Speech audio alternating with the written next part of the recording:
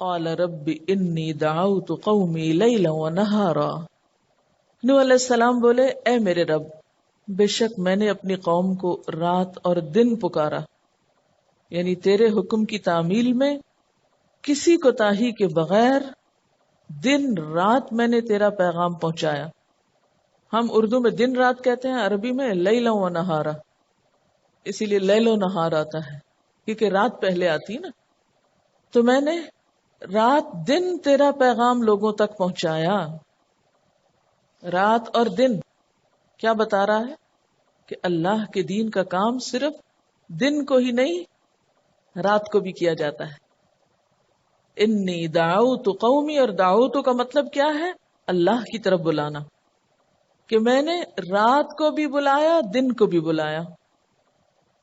ابن عباس کہتے ہیں کہ نوح علیہ السلام کو 40 سال کی عمر میں نبوت ملی تھی، اور قرآنی تصریح کے مطابق ان کی عمر 50 کم 1000 سال ہوئی.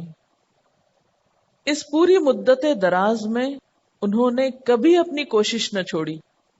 کوئی دن نہ گیا کہ کام نہ کیا ہو، کوئی رات نہ گئی کہ انہوں نے کام چھوڑ دیا ہو. نہ کبھی مایوس ہوئے اور نہ ہی کبھی اپنے کام میں کوئی کوتاہی کی. کیسی استقامت تھی، کیسا صبر تھا.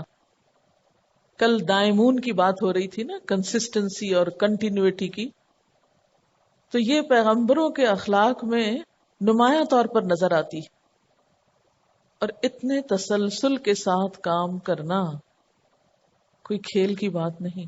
ہم تو چند دن ایک کام کرتے ہیں، ذرا سے پریشان ہوتے ہیں تو فوراً چھوڑنے کی سوچتے ہیں.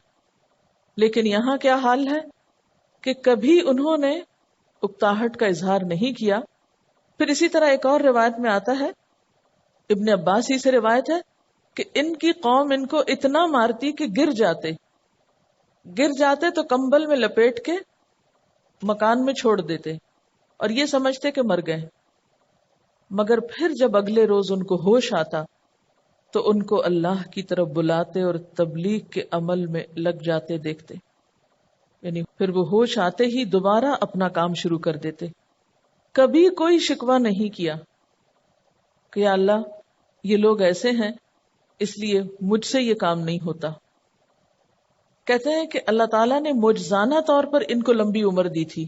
یہ نہیں تھا کہ سارے لوگ ان کی قوم کے اتنی لمبی عمر پائے تھے. انہوں نے کئی جنریشنز دیکھی، ون آفٹر انادر. جب ایک جنریشن گزر جاتی تو اس امید پہ کام کرتے رہتے کہ شاید ان کے بچوں میں سے کوئی ایمان لے آئے گا. پھر وہ جنریشن گزر جاتی، کوئی نہ مانتا، پھر اگلی جنریشن کے ساتھ نئے سرے سے کام شروع کر دیتے. اس طرح کئی جنریشنز تک یہ کام کرتے رہے. اللہ نے ان کو ایک طویل زندگی کے ساتھ آزمایا، ایک لمبا کام دے کر. عام طور پر یہ ہوتا ہے نا کہ جب کسی شخص پہ بہت تکلیفیں آتی ہیں تو وہ کہتے ہیں چلے زندگی تھوڑی سی ہے نا، کتنے ایک سال ہوگا، یہ سب 10 سال اور جئیں گے، 20 30 50 100، اس کے ساتھ ختم ہو جائے گا. لیکن ان کی آزمائش آپ دیکھیں، کیونکہ سورۃ المعارج کے فوراً بعد اس سورت کا آنا ایک عملی مثال ہے جو پچھلی سورت میں باتیں گزری ہیں. لیکن کیا ہوا؟ ان کی ساری کوششوں کا نتیجہ کہ لوگوں نے کچھ بھی مان کر نہ دیا. اور جب آنے والی ہر جنریشن یا ہر نسل پچھلی سے زیادہ شریر ثابت ہوئی، زیادہ ہی بگڑی ہوئی آئی، حالات بد سے بدتر اور بدترین ہوتے چلے گئے، تو نوح علیہ السلام کیا کہتے ہیں؟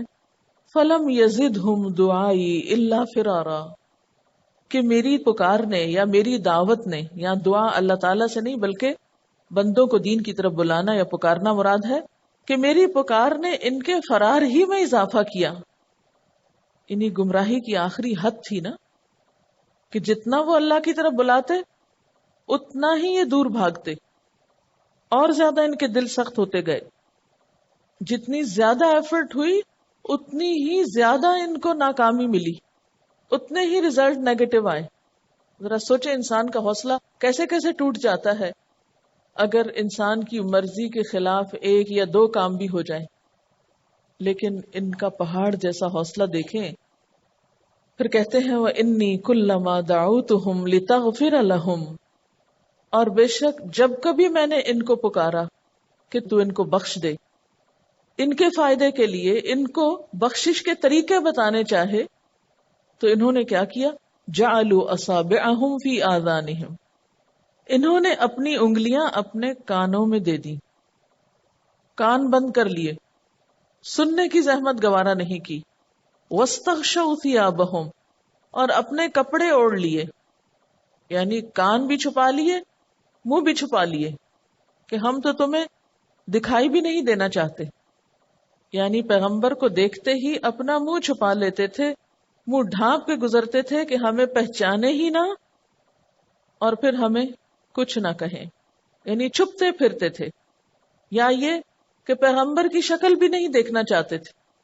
بات سننا تو درکنار، اپنے اور پیغمبر کے بیچ میں آڑ پیدا کر لیتے تھے کہ منہ چھپا کے گزر جائیں۔ سورۃ ہود میں اہل مکہ کے اسی رویے کا ذکر کیا گیا ہے۔ دیکھو یہ لوگ اپنے سینوں کو موڑتے ہیں تاکہ رسول سے چھپ جائیں، خبردار جب یہ اپنے آپ کو کپڑوں سے ڈھانکتے ہیں تو اللہ ان کے کھلے کو بھی جانتا ہے اور چھپے کو بھی، وہ تو دلوں کی پوشیدہ باتوں سے بھی واقف ہے۔ وَأَسَرُّوا، اور انہوں نے اصرار کیا، کس پر؟ اپنے کفر پر، اپنی ہٹ دھرمی پر۔ وَاسْتَكْبَرُوا اسْتِكْبَارًا، اور انہوں نے بڑا تکبر کیا، یعنی کوئی بھی بات مان کر نہ دی، سرکشی کا مظاہرہ کیا، حق کی مخالفت کی۔ ثم انی دعوتہم جہارا، پھر میں نے ان کو پکارا اعلانیہ طور پر، اونچی آواز میں، لاؤڈلی۔ جہارا جہری سے ہے، رات دن پکارا، پھر اعلانیہ پکارا۔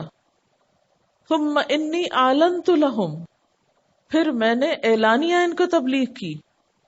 واسررت لہم اسرارا، اور میں نے ان کے لیے چپکے تنہائی میں بھی تبلیغ کی، یعنی مختلف انداز، مختلف طریقوں سے دعوت دی، اوپنلی، لاؤڈلی، سب کے سامنے بھی، اور اکیلے میں، 1-to-1 بیس پر، فردن، خاموشی کے ساتھ، وسپر کر کے، ہر انداز اور ہر طریقے سے۔ فَقُلْتُ اسْتَغْفِرُوا رَبَّكُمْ، میں نے کہا اپنے رب سے معافی مانگ لو۔ اب دیکھیں گے کہ ان 10 آیتوں میں 3 دفعہ استغفار کا لفظ گزر چکا ہے۔ فَقُلْتُ اسْتَغْفِرُوا رَبَّكُمْ، میں نے کہا اپنے رب سے معافی مانگ لو۔ إِنَّهُ كَانَ غَفَّارًا، بے شک وہ بہت زیادہ معاف کرنے والا ہے، غفار ہے۔ فائدہ کیا ہوگا اس کا؟ يُرْسِلِ السَّمَاءَ عَلَيْكُمْ مِدْرَارًا، وہ تم پر آسمان سے خوب بارشیں برسائے گا۔ مدرار کا لفظ درن سے ہے، دودھ یا دودھ کی کثرت اور روانی۔ جب بارشیں زیادہ برستی ہیں، سبزہ زیادہ ہوتا ہے، تو پھر جانور بھی گھاس اور پانی کھلا لیتے ہیں، تو عموماً دودھ کی بھی کثرت ہو جاتی ہے۔ اور پھر اسی سے مدرار کا لفظ ہے پانی برسنے کے لیے، چراغ کے نور پھیلنے کے لیے، بازاروں کے پر رونق ہونے کے لیے، چہرے پر صحت کی چمک آنے کے لیے، ہر خوبی اور ہر اچھائی کے لیے اس کا استعمال ہوتا ہے۔ پھر للہ درن، یعنی خوبی اور رونق کے لیے۔ فَقُلْتُ اسْتَغْفِرُوا رَبَّكُمْ إِنَّهُ كَانَ غَفَّارًا يُرْسِلِ السَّمَاءَ عَلَيْكُمْ مِدْرَارًا، آسمان سے تم پر خوب بارشیں برسائے گا۔ اسی لیے ہم دیکھتے ہیں کہ حضرت عمر رضی اللہ تعالی عنہ ایک مرتبہ نماز استسقاء کے لیے ممبر پہ چڑھے۔ نماز استسقاء کس کو کہتے ہیں؟ بارش مانگنے کی دعا، پانی مانگنے کی دعا۔ تو صرف آیات استغفار، جن میں سے یہ آیت بھی تھی، پڑھ کر ممبر سے اتر آئے، یعنی قرآن پاک کی وہ آیات جن میں استغفار کا لفظ آتا ہے، انہیں پڑھا اور نیچے اتر آئے۔ لوگ حیران ہوئے کہ آپ نے یہ کیا کیا ہے؟ تو فرمایا، میں نے بارش کو بارش کے ان راستوں سے طلب کیا ہے جو آسمانوں میں ہیں، جن سے بارش زمین پہ اترتی ہے، یعنی استغفار بارش کا راستہ ہے۔ حضرت حسن بصری سے مروی ہے کہ ان سے آ کر کسی نے قحط سالی کی شکایت کی تو انہوں نے استغفار کی تلقین کی۔ ایک اور شخص نے اپنے باغ کے پھل نہ لانے کا ذکر کیا، خشک ہونے کا شکوہ کیا، تو اسے بھی فرمایا کہ استغفار کرو۔ کسی اور شخص نے فقر و فاقہ کی شکایت کی کہ روزگار نہیں، اسے بھی یہی نسخہ بتایا۔ ایک شخص نے کہا میرے ہاں اولاد نہیں ہوتی، بیوی بانجھ ہے، اسے بھی کہا استغفار کرو۔ ایک شخص جو ان کی محفل میں بیٹھا ہوا تھا وہ کہنے لگا کہ یہ میں دیکھ رہا ہوں کہ جو شخص آپ کے پاس آ کر جو مشکل بتاتا ہے آپ سب کو استغفار کا وظیفہ بتاتے ہیں۔ تو انہوں نے یہی آیات پڑھ کر سنائی کہ یہ بات میں نے اپنے پاس سے نہیں کی، قرآن سے ثابت ہے۔ فَقُلْتُ اسْتَغْفِرُوا رَبَّكُمْ إِنَّهُ كَانَ غَفَّارًا۔ اور یہ جو آیات استغفار ہیں سورۃ ہود میں بھی آتی ہیں، سورۃ البقرہ میں بھی ہیں۔ سورۃ ہود کی آیت ہے وَأَنِ اسْتَغْفِرُوا رَبَّكُمْ ثُمَّ تُوبُوا إِلَيْهِ يُمَتِّعْكُمْ مَتَاعًا حَسَنًا إِلَىٰ أَجَلٍ مُّسَمًّى وَيُؤْتِ كُلَّ ذِي فَضْلٍ فَضْلَهُ وَإِن تَوَلَّوْا فَإِنِّي أَخَافُ عَلَيْكُمْ عَذَابَ يَوْمٍ كَبِيرٍ۔ سورۃ ہود کی آیت 52 میں ہے یا قوم استغفروا ربکم ثم توبوا الیہ یرسل السماء علیکم مدرارا ویزدکم قوة الی قوتکم ولا تتولوا مجرمین۔ اور سورۃ البقرہ میں ہے ان اللہ یحب التوابین ویحب المتطہرین۔ تو اس لیے ہم سب کو اس بات کا اچھی طرح اندازہ ہے اور ہونا چاہیے کہ استغفار، گناہوں کی معافی مانگنا انسان کو اللہ کے قریب کرتا ہے، دنیا میں بھی برکتوں اور نعمتوں کا باعث بنتا ہے۔ جیسے وہ حدیث میں آتا ہے نا کہ من لزم الاستغفار جعل اللہ له من کل ہم فرجا، جس نے پابندی کے ساتھ استغفار پڑھا اللہ تعالیٰ اس کے لیے ہر مشکل سے نکلنے کا راستہ بنا دیں گے۔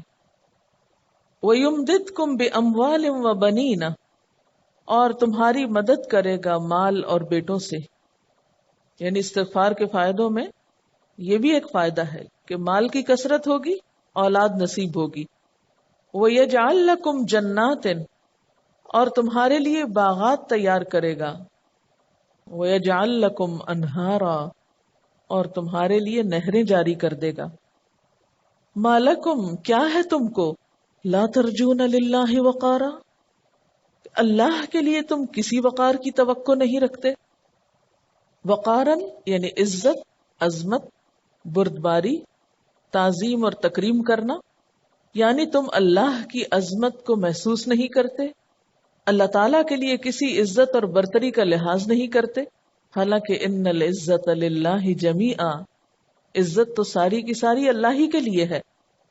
مراد اس سے یہ ہے کہ اللہ تعالیٰ کی بڑائی اور عظمت کا جو حق ہے وہ تم اس کو نہیں دیتے اور اس سے نہیں ڈرتے اور اس کی اطاعت نہیں پھر کرتے۔ اس آیت کی تفسیر عبداللہ بن عباس رضی اللہ تعالی عنہ نے ان الفاظ سے کی ہے کہ تم اللہ کی عظمت اس طرح نہیں مانتے جس طرح اس کی عظمت ماننی چاہیے، جس طرح اس کو بڑا سمجھنا چاہیے۔ اچھا، اس سے ایک بات یہ بھی پتہ چل رہی ہے کہ قوم نوح اللہ تعالیٰ کو تو مانتی تھی، اللہ تعالیٰ کا تصور ان کے ہاں تھا، لیکن اللہ تعالیٰ کا حق نہیں پہچانتی تھی۔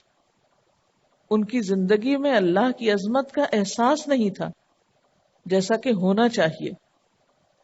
آپ دیکھیے کہ سورۃ الحاقہ میں بھی یہ مضمون گزر چکا ہے، انہ کان لا یؤمن باللہ العظیم، وہ اللہ عظیم پر ایمان نہیں رکھتا تھا، یعنی اللہ تعالیٰ کو تو مانتا تھا مگر اللہ کی عظمت کو نہیں مانتا تھا کہ ساری بڑائی اللہ کے لیے ہے۔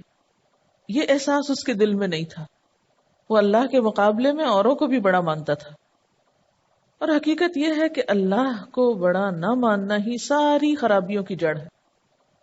وَقَدْ خَلَقَكُمْ أَطْوَارًا، کیوں نہیں اس کو بڑا مانتے حالانکہ اس نے تمہیں طرح طرح سے بنایا ہے۔ اطوار، ادوار میں پیدا کیا ہے۔ اطوار طور کی جمع ہے جس کے معنی ہے حد اور اندازہ۔ اطوار کے معنی طرح طرح کی شکل و صورت کے بھی ہو سکتے ہیں، یعنی انسان ماں کے پیٹ میں طرح طرح کے رنگ بدلتا ہے، نطفہ، علقہ، مضغہ، پھر جیتا جاگتا انسان، ایک سٹیج سے دوسری سٹیج کو بھی اطوار کہا جاتا ہے۔ ان اطوار کے بارے میں آپ تفصیلاً پڑھ چکے ہیں، نطفہ، علقہ، مضغہ، عظام، لحم اور پھر خلق تام۔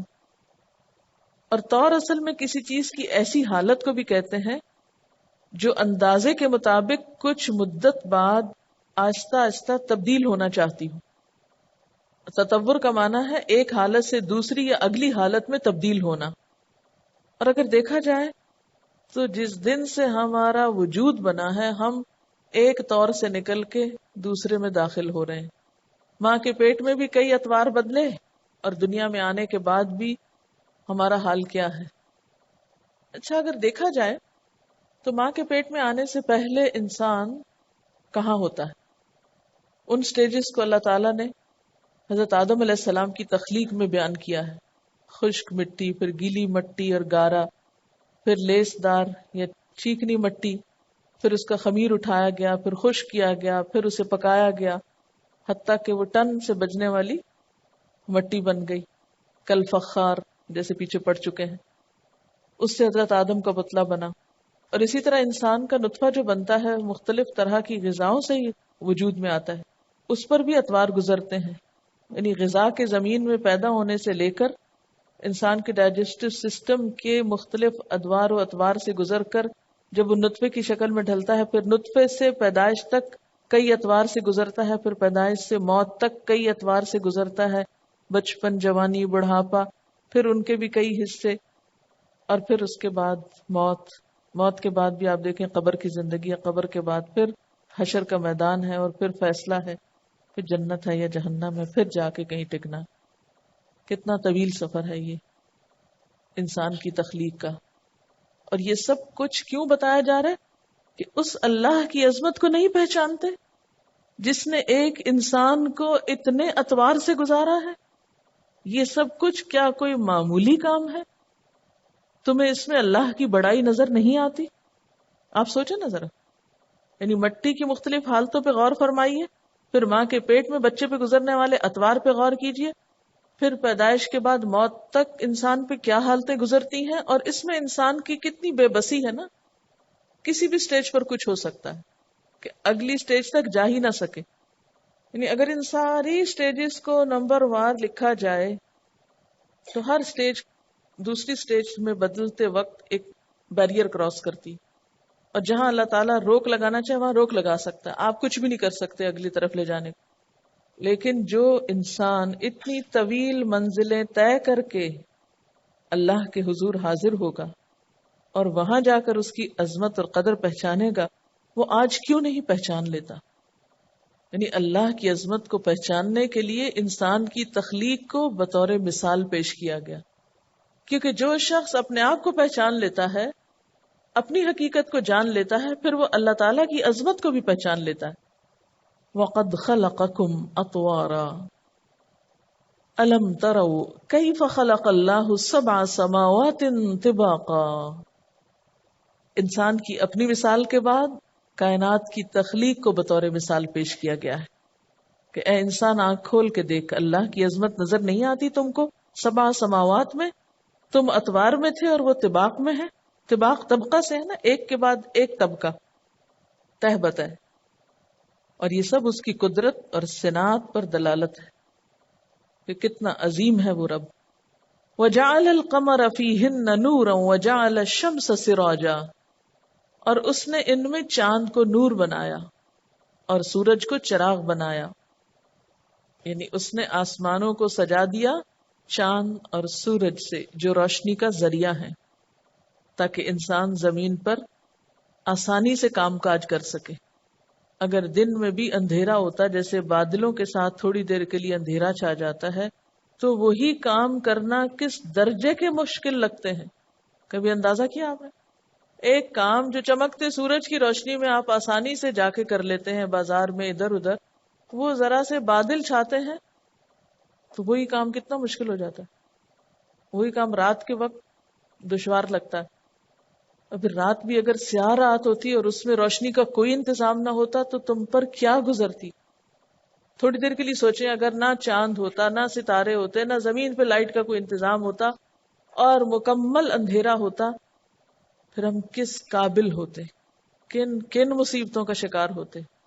زندگی قائم رکھنا مشکل اور دوبر ہو جاتی نا، اپنی حفاظت مشکل ہو جاتی، اپنے ہی گھر میں ٹھوکریں کھاتے پھرتے. تو یہ چھوٹی چھوٹی آیتیں جو اپنے اندر ایسی مثالیں رکھتی ہیں جو ہماری توجہ بھی نہیں ہے بعض اوقات اپنی طرف کھینچتی ہے. اچھا ہاں ٹھیک ہے سورج ہے نا، بچپن سے دیکھ رہے ہیں سورج ہے، لیکن کبھی شکر ادا نہیں کرتے اس نعمت پہ. چاند ہے، کبھی شکر ادا نہیں کرتے اس نعمت کا. اللہ کی عظمت کب پہچانتے ہو؟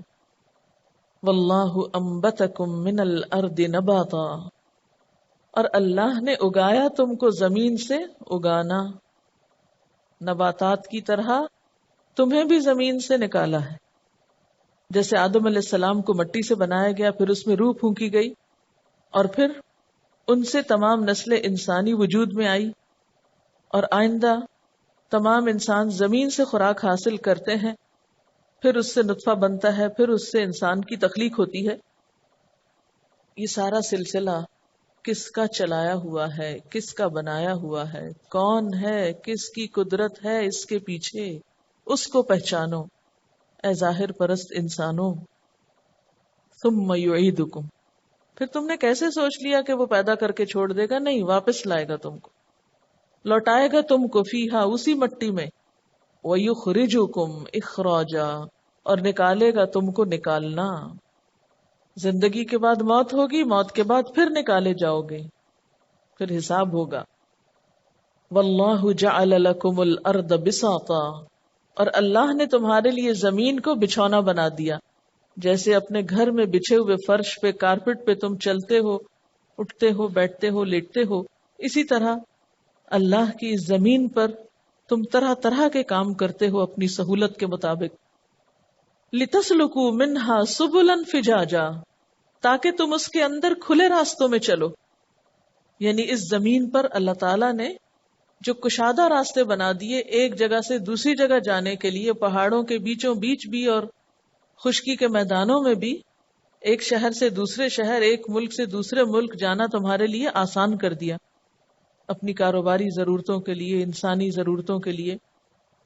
اب اس ساری سپیچ سے جو حضرت نوح علیہ السلام اپنی قوم کو دیتے تھے، آپ کے سیکھنے کے لیے بہت کچھ.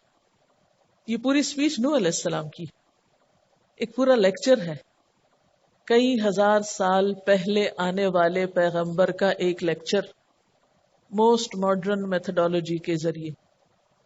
اس میں آپ دیکھیں روحانیت بھی ہے، اور پھر لاجک بھی ہے، دلائل موجود ہیں، نعمتوں کا ذکر ہے، غور و فکر کی دعوت ہے. اپنی تخلیق کے اوپر غور و فکر بھی کرو، آسمانوں کو بھی دیکھو، سورج اور چاند کو دیکھو. حالانکہ بندہ روز دیکھتا ہے، لیکن داعی ایک مختلف طریقے سے دکھایا کرتا ہے. پھر انسان کی تخلیق کے مراحل، زمین کا بچھایا جانا، اس پہ راستوں کا بنایا جانا، اور ان سب چیزوں کو اللہ کی نعمتیں بتانا. کتنا خوبصورت انداز ہے، لیکن افسوس کہ ہم آج کے مبلغ اس انداز سے غافل ہو گئے، اس انداز تبلیغ کو چھوڑ بیٹھے. پھر کبھی کسی سے پوچھتے ہیں ہے درس دینا ہے، کہاں سے دیں، کیا دیں، کیسے کریں، کچھ سمجھ نہیں آ رہی، کیا بتائیں کسی. تو کھلی کھلی باتیں قرآن میں موجود ہیں، کھلی کھلی مثالیں موجود ہیں. ہم بھی تو عقل استعمال کریں، پہلے خود غور کریں، پھر دوسروں سے کروائیں. بسم اللہ الرحمن الرحیم. انا ارسلنا نوحا الى قومه ان انذر قومك من قبل ان يأتيهم عذاب الیم. قال يا قوم إني لكم نذير مبين أن اعبدوا الله واتقوه وأطيعون يغفر لكم من ذنوبكم ويؤخركم إلى أجل مسمى إن أجل الله إذا جاء لا يؤخر لو كنتم تعلمون. قال رب إني دعوت قومي ليلا ونهارا فلم يزدهم دعائي إلا فرارا. وَإِنِّي كُلَّمَا دَعَوْتُهُمْ لِتَغْفِرَ لَهُمْ جَعَلُوا أَصَابِعَهُمْ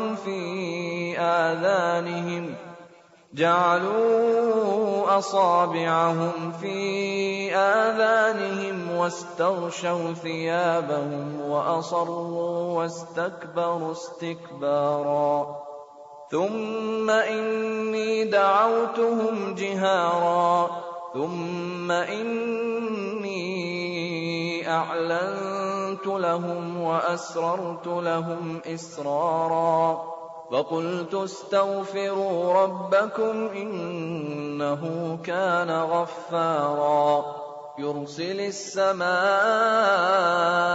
عَلَيْكُمْ مِدْرَارًا وَيُمْدِدْكُمْ بِأَمْوَالٍ وَبَنِينَ وَيَجْعَلْ لَكُمْ جَنَّاتٍ وَيَجْعَلْ لَكُمْ أَنْهَارًا مَا لَكُمْ لَا تَرْجُونَ لِلَّهِ وَقَارًا وَقَدْ خَلَقَكُمْ أَطْوَارًا أَلَمْ تَرَوْا كَيْفَ خَلَقَ اللَّهُ 7 سَمَاوَاتٍ طِبَاقًا وَجَعَلَ الْقَمَرَ فِيهِنَّ نُورًا وَجَعَلَ الشَّمْسَ سِرَاجًا وَاللَّهُ أَنبَتَكُم مِّنَ الْأَرْضِ نَبَاتًا ثُمَّ يُعِيدُكُمْ فِيهَا وَيُخْرِجُكُمْ إِخْرَاجًا وَاللَّهُ جَعَلَ لَكُمُ الْأَرْضَ بِسَاطًا لِتَسْلُكُوا مِنْهَا سُبُلًا فِجَاجًا. ان کی تبلیغ میں ایک بہت خوبصورت انداز یہ بھی ہے کہ انہوں نے صرف آخرت کی باتیں نہیں کی، انہوں نے لوگوں کو دنیا کے مسائل کا حل بتاتے ہوئے، دنیا کی نعمتوں کو دکھاتے ہوئے آخرت کی طرف متوجہ کیا. کیونکہ کوئی بھی شخص جو نیا دین کی طرف آتا ہے، اس کے اندر آخرت کی طلب، جنت کی طلب یا جہنم کا خوف یا اللہ کی محبت اس درجے کی نہیں ہوتی جو آپ اٹین کر چکے ہیں. پھر آپ اس کو اپنے لیول پہ لا کر اس طرح کی تقریر کرنے لگتے ہیں، اور پھر جب وہ نہیں سمجھتے، نہیں سنتے، پھر آپ مایوس ہوتے ہیں، ان کو تو کوئی بات سمجھ نہیں آتی. ایک خوبصورت حکمت عملی دی گئی ہے یہاں پر. نیکی کے وقتی، فوری، دنیاوی فائدے بھی بتائے گئے اور پھر اس کے ذریعے آخرت کی طرف بھی متوجہ کیا. اس میں بہت بڑا سبق یہ ہے کہ نوح علیہ السلام کے بتانے میں کوئی کمی نہیں تھی، ہر طریقے سے بتایا، لیکن لوگوں پہ کوئی بات اثر نہیں کی.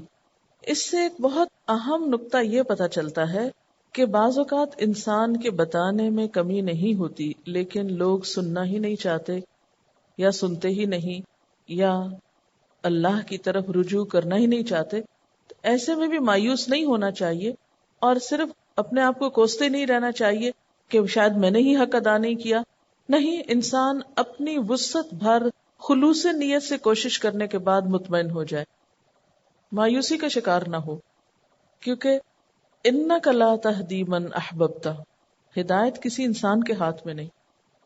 اِنَّکَ لَا تُسْمِعُ الْمَوْتَى، جن کے دل مردہ ان کو آپ نہیں سنا سکتے. یہاں نوح علیہ السلام کے انداز میں ایک اور بات بھی پتہ چلتی ہے کہ اگرچہ اللہ تعالیٰ سب کچھ جانتے تھے، لیکن انہوں نے اپنی ساری کوششیں لوگوں کو احسان جتانے کی بجائے، لوگوں میں بتانے کی بجائے اپنے رب کے سامنے رکھی کہ اللہ میں نے اپنا فرض کس کس طرح ادا کیا، کس کس قسم کی کوششیں تیرے دین کے لیے کی. اور یہ ان کے اللہ سے خاص تعلق کو بھی ظاہر کرتا ہے.